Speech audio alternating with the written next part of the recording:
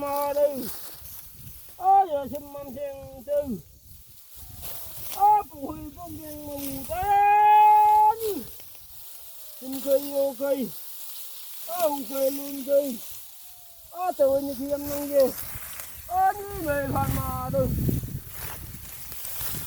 hết cầm mà mù tên xin cây ok không cây luôn cây từ như khi em nông gì như về phan mà đây giờ xin mâm sen tư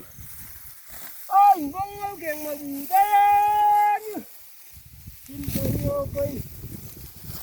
xoay cây chiếc ông cây lên tàu đi kiếm nó đi như mày hoàn mà đây phong linh xì xình mà bù té như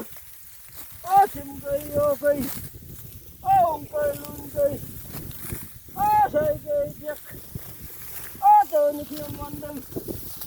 như về phan mà đây giờ xin mâm sen đây chủ cho bên đây như xin cây ok ông cây lên cây sang mùi hồng đây như xin cây ok ông cây lên cây nguồn lòng nằm đây như xin cây ok ông cây lên cây tôi như khi em nông gì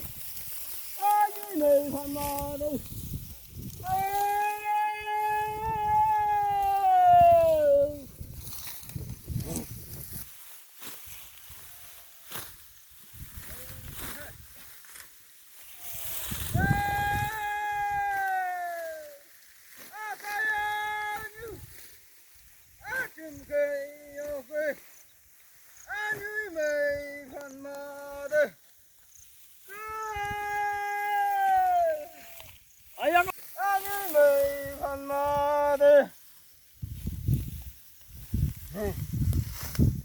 giờ xem làm xem đây